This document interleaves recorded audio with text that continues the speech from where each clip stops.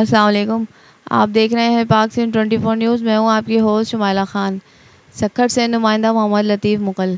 All Pakistan वापडा hydro electric worker unions के ज़ेर एहतमाम उबाड़ा में वकील अपराधी की जानिब से एसडीओ शौकत सोमरो और अमले पर तशद्दुद और झूठा मुकदमा दर्ज किए जाने वाले वाक़े के खिलाफ सेप्को के मुलाजमीन ने सेप्को सर्कल ऑफिस से सक्खर प्रेस क्लब तक एहतजाजी रैली निकाली और प्रेस क्लब के सामने एहतजाजी धरना देकर वाक़े के खिलाफ शदीद नारेबाजी की।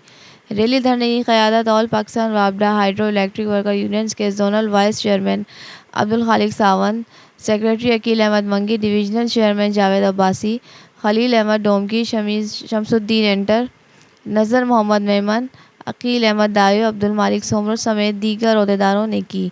इस मौके पर मज़कूरा रहनुमाओं का कहना था कि सेप्को के मेहनत कश अपनी जान हथेली पर रख कर बिजली की फराहमी यकीनी बनाने के लिए कोशा हैं, लेकिन उनको तहफ़्फ़ुज़ फराहम नहीं किया जाता। गुज़िश्ता रोज़ उबाड़ों में बिजली चोरी की रोकथाम के लिए एसडीओ शौकत सोमरो अमले की जानिब से जारी ऑपरेशन के दौरान गैर कानूनी कनेक्शन मुनक़ता किए गए, जिस पर बिजली चोरों ने खुद को वकील अपराधी ज़ाहिर किया और मुतल्लिक़ा अमले से बदतमीज़ी करके उन्हें तशद्दुद का निशाना बनाया और उल्टा अमले के खिलाफ ही झूठा मुकदमा दर्ज करवाया, जो सरासर जुल्म और ज़्यादती है।